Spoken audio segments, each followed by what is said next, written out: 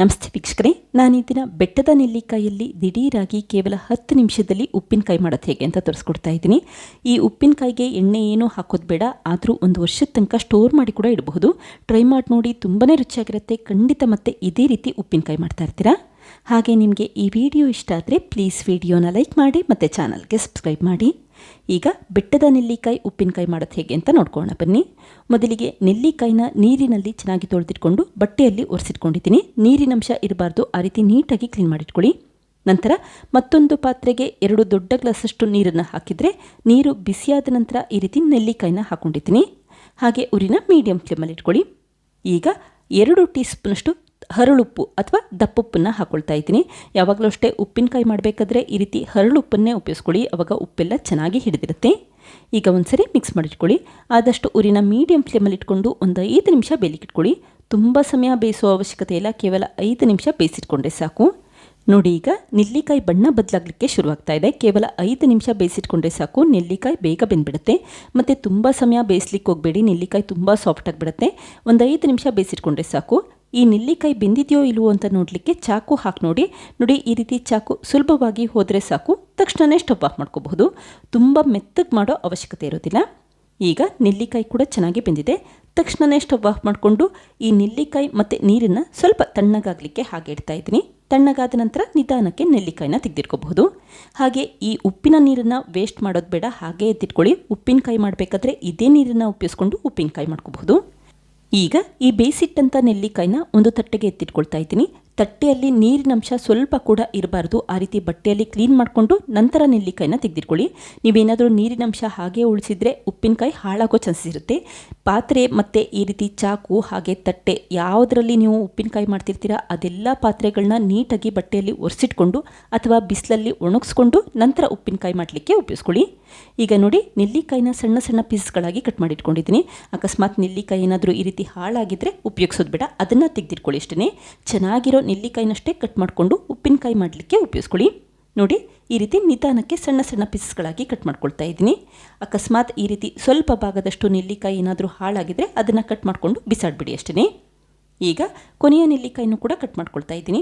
ನಾನಿಲ್ಲಿ ಕೇವಲ 6 ನೆಲ್ಲಿಕಾಯಿನ ಉಪಯೋಗಿಸ್ಕೊಂಡಿದ್ದೀನಿ. ನಿಮಗೆ ಎಷ್ಟು ಬೇಕೋ ಅಷ್ಟು ಪ್ರಮಾಣದಲ್ಲಿ ನೆಲ್ಲಿಕಾಯಿನ ಉಪಯೋಗಿಸ್ಕೊಂಡು ಉಪ್ಪಿನಕಾಯಿ ಮಾಡ್ಕೋಬಹುದು.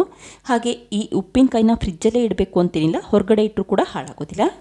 ಈಗ ಮತ್ತೊಂದು ಪ್ಯಾನ್ಗೆ 1/4 ಟೀ ಸ್ಪೂನಷ್ಟು ಮೆಂತ್ಯ ಹಾಕಿದರೆ 1 ಟೀ ಸ್ಪೂನಷ್ಟು ಜೀರಿಗೆ ಹಾಗೆ 2 ಟೀ ಸ್ಪೂನಷ್ಟು ಸಾಸಿವೆ ಹಾಕ್ಕೊಳ್ತಾ ಇದ್ದೀನಿ. ಯಾವಾಗಲೂ ಅಷ್ಟೇ ಉಪ್ಪಿನಕಾಯಿ ಮಾಡಬೇಕಾದ್ರೆ ಸಾಸಿವೆ ಜಾಸ್ತಿ ಉಪಯೋಗಿಸ್ಕೊಳ್ಳಿ, ಆವಾಗ ಉಪ್ಪಿನಕಾಯಿ ಅಂತೂ ತುಂಬಾ ರುಚಿಯಾಗಿ ಬರುತ್ತೆ. ನೋಡಿ, ಈ ರೀತಿ ಸಾಸಿವೆ ಚಿಟಪಟ ಅನ್ನಲಿಕ್ಕೆ ಶುರುವಾಗುತ್ತೆ. ಹಾಗೆ ಜೀರಿಗೆ ಮತ್ತು ಮೆಂತ್ಯ ಕೂಡ ಸ್ವಲ್ಪ ಬಣ್ಣ ಬದಲಾಗುತ್ತೆ. ಅಲ್ಲಿವರೆಗೂ ಹುರಿದಿಟ್ಕೊಂಡು ತಕ್ಷಣವೇ ಸ್ಟವ್ ಆಫ್ ಮಾಡ್ಕೊಳ್ಳಿ. ಈಗ ಈ ಹುರಿದಿರುವಂಥ ಮಿಶ್ರಣನ ಒಂದು ತಟ್ಟೆಗೆ ಎತ್ತಿಟ್ಕೊಳ್ತಾ ಇದ್ದೀನಿ. ನೋಡಿ, ಈ ರೀತಿ ಸಾಸಿವೆ ಬಣ್ಣ ಬದಲಾಗುತ್ತೆ, ಚಿಟಪಟ ಅಂತ ಶಬ್ದ ಬರ್ತಾ ಇರುತ್ತೆ. ಅಲ್ಲಿವರೆಗೂ ಹುರಿದಿಟ್ಕೊಂಡು ನಂತರ ಅಷ್ಟೇ ಸ್ಟವ್ ಆಫ್ ಮಾಡ್ಕೊಳ್ಳಿ. ಈಗ ಮತ್ತೆ ಅದೇ ಪ್ಯಾನ್ಗೆ 4 ಗುಂಟೂರು ಮೆಣಸಿನ್ಕಾಯಿ 3 ಬ್ಯಾಡಗಿ ಮೆಣಸಿನ್ಕಾಯಿ ಹಾಕ್ಕೊಳ್ತಾ ಇದ್ದೀನಿ. ನಿಮಗೆ ಉಪ್ಪಿನಕಾಯಲ್ಲಿ ಖಾರ ಎಷ್ಟು ಬೇಕೋ ಅಷ್ಟು ಪ್ರಮಾಣದಲ್ಲಿ ಒಣಮೆಣಸಿನ್ಕಾಯಿ ಉಪಯೋಗಿಸ್ಕೊಳ್ಳಿ. ಈಗ ಸ್ವಲ್ಪ ಬಿಸಿ ಮಾಡಿಕೊಂಡು ತಕ್ಷಣವೇ ಸ್ಟವ್ ಆಫ್ ಮಾಡ್ಕೊಳ್ಳಿ. ಹಾಗೆ ಈ ಒಣಮೆಣಸಿನ್ಕಾಯಿ ಸ್ವಲ್ಪ ತಣ್ಣಗಾದ ನಂತರ ಮಿಕ್ಸಿ ಜಾರ್ಗೆ ಹಾಕ್ಕೊಳ್ತಾ ಇದ್ದೀನಿ. ನಂತರ ಮೊದಲೇ ಹುರಿದಿಟ್ಟಂಥ ಜೀರಿಗೆ, ಸಾಸಿವೆ ಮತ್ತು ಮೆಂತ್ಯ ಹಾಕ್ಕೊಂಡಿದ್ದೀನಿ. ಈಗ 1/4 ಟೀ ಸ್ಪೂನಷ್ಟು ಇಂಗನ್ನು ಹಾಕಿದರೆ 1/2 ಟೀ ಸ್ಪೂನಷ್ಟು ಅರಿಶಿಣದ ಪುಡಿ ಹಾಕ್ಕೊಳ್ತಾ ಇದ್ದೀನಿ. ಹಾಗೆ ರುಬ್ಬೇಕಾದ್ರೆ ಮಿಕ್ಸಿ ಜಾರಿನಲ್ಲಿ ಸ್ವಲ್ಪ ಕೂಡ ನೀರಿನಂಶ ಇರಬಾರ್ದು. ಆ ರೀತಿ ಬಟ್ಟೆಯಲ್ಲಿ ಕ್ಲೀನ್ ಮಾಡಿಕೊಂಡು ಅಥವಾ ಮಿಕ್ಸಿ ಜಾರನ್ನು ಬಿಸಿಲಲ್ಲಿ ಒಣಗಿಸ್ಕೊಂಡು ನಂತರ ಈ ರೀತಿ ಪುಡಿ ಮಾಡಿಟ್ಕೊಳ್ಳಿ. ಆದಷ್ಟು ಸ್ವಲ್ಪ ನುಣ್ಣಗೆ ಪುಡಿ ಮಾಡಲಿಕ್ಕೆ ಟ್ರೈ ಮಾಡ್ಕೊಳ್ಳಿ. ಈಗ ನೋಡಿ, ಒಂದು ಬೌಲ್ನ ಎತ್ತಿಟ್ಕೊಂಡಿದ್ದೀನಿ. ಈ ಬೌಲಲ್ಲೂ ಕೂಡ ನೀರಿನಂಶ ಇರಬಾರ್ದು. ಆ ರೀತಿ ಚೆನ್ನಾಗಿ ಬಟ್ಟೆಯಲ್ಲಿ ಕ್ಲೀನ್ ಮಾಡಿಕೊಂಡು ನಂತರ ಈ ಪುಡಿ ಮಾಡಿರುವಂಥ ಮಸಾಲೆ ಹಾಕ್ಕೊಂಡಿದ್ದೀನಿ. ಈಗ ಮೊದಲೇ ಕಟ್ ಮಾಡಿಟ್ಟಂಥ ಹಾಗೆ ಬೇಯಿಸಿಟ್ಟಂಥ ನೆಲ್ಲಿಕಾಯಿನ ಹಾಕ್ಕೊಳ್ತಾ ಇದ್ದೀನಿ. ನಂತರ ಸ್ವಲ್ಪನೇ ಉಪ್ಪಿನ ನೀರನ್ನು ಹಾಕಿ ಮಿಕ್ಸ್ ಮಾಡಿಟ್ಕೊಳ್ಳಿ. ನಾವು ನೆಲ್ಲಿಕಾಯಿ ಬೇಯಿಸಬೇಕಾದ್ರೆ ಉಪ್ಪಿನ ನೀರನ್ನು ಮಾಡಿಟ್ಕೊಂಡಿದ್ವಲ್ಲ, ಆ ನೀರನ್ನೇ ಹಾಕ್ಕೊಂಡು ಉಪ್ಪಿನಕಾಯಿನ ಮಿಕ್ಸ್ ಮಾಡಿಟ್ಕೊಳ್ಳಿ. ಆವಾಗ ಉಪ್ಪಿನಕಾಯಿ ಹಾಳಾಗೋದಿಲ್ಲ ಮತ್ತು ನೀವು 1 ವರ್ಷದ ತನಕ ಸ್ಟೋರ್ ಮಾಡ್ಕೋಬಹುದು. ಯಾವುದೇ ಕಾರಣಕ್ಕೂ ಉಪ್ಪಿನಕಾಯಿ ಮಾಡಬೇಕಾದ್ರೆ ತಣ್ಣೀರನ್ನು ಉಪಯೋಗಿಸಬೇಡಿ. ಹಾಗೆ ಈ ಸ್ಪೂನ್ ಇರುತ್ತಲ್ಲ, ಅದರಲ್ಲೂ ಕೂಡ ನೀರಿನಂಶ ಇರಬಾರ್ದು. ಆ ರೀತಿ ಬಟ್ಟೆಯಲ್ಲಿ ಕ್ಲೀನ್ ಮಾಡಿಕೊಂಡು ನಂತರ ಅಷ್ಟೇ ಉಪ್ಪಿನಕಾಯಿನ ಮಾಡಲಿಕ್ಕೆ ಉಪಯೋಗಿಸ್ಕೊಳ್ಳಿ. ನೋಡಿ, ಈ ರೀತಿ ಸ್ವಲ್ಪನೇ ಉಪ್ಪಿನ ನೀರನ್ನು ಹಾಕಿ ಮಿಕ್ಸ್ ಮಾಡ್ಕೊಳ್ತಾ ಇದ್ದೀನಿ. ಉಪ್ಪಿನ ನೀರು ಕೂಡ ತುಂಬ ಬಿಸಿ ಇರಬಾರ್ದು, ತಣ್ಣಗಾದ ನಂತರ ಅಷ್ಟೇ ಉಪಯೋಗಿಸ್ಕೊಳ್ಳಿ. ಆದಷ್ಟು ಚೆನ್ನಾಗಿ ಮಿಕ್ಸ್ ಮಾಡಿಟ್ಕೊಳ್ಳಿ. ಹಾಗೆ ಉಪ್ಪಿನ ನೀರಿನಲ್ಲೇ ಉಪ್ಪಿನಂಶ ಇರೋದ್ರಿಂದ ಮತ್ತೆ ಉಪ್ಪು ಹಾಕುವ ಅವಶ್ಯಕತೆ ಇರೋದಿಲ್ಲ. ಈಗ ಮಾಡಿಟ್ಟಂಥ ಉಪ್ಪಿನಕಾಯಿನ ಈ ರೀತಿ ಒಂದು ಪಿಂಗಾಣಿ ಬಾಕ್ಸ್ ಅಥವಾ ಸೆರಾಮಿಕ್ ಬಾಕ್ಸ್ಗೆ ಹಾಕ್ಕೊಳ್ತಾ ಇದ್ದೀನಿ. ನಂತರ ಲಿಡ್ ಕ್ಲೋಸ್ ಮಾಡಿ ಸ್ಟೋರ್ ಮಾಡಿ ಇಟ್ಕೊಳ್ಳಿ.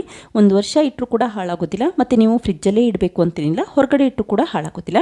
ಟ್ರೈ ಮಾಡಿ ನೋಡಿ, ತುಂಬಾ ರುಚಿಯಾಗಿರುತ್ತೆ. ಖಂಡಿತ ಮತ್ತೆ ಮಾಡ್ತೀರಾ. ನೋಡಿದ್ರಲ್ಲ ಫ್ರೆಂಡ್ಸ್, ಎಷ್ಟು ಸುಲಭವಾಗಿ ದಿಢೀರಾಗಿ ಕೇವಲ 10 ನಿಮಿಷದಲ್ಲಿ ಬೆಟ್ಟದ ನೆಲ್ಲಿಕಾಯಿ ಉಪ್ಪಿನಕಾಯಿ ಯಾವ ರೀತಿ ಮಾಡಿದೆ ಅಂತ ಗೊತ್ತಾಯ್ತಲ್ವಾ. ನೀವು ಕೂಡ ಟ್ರೈ ಮಾಡಿ ನೋಡಿ, ಖಂಡಿತ ಮತ್ತೆ ಮಾಡ್ತೀರಾ. Thank you. ಲೈಕ್ ಮಾಡಿ ಮತ್ತು ಸಬ್ಸ್ಕ್ರೈಬ್ ಮಾಡಿ.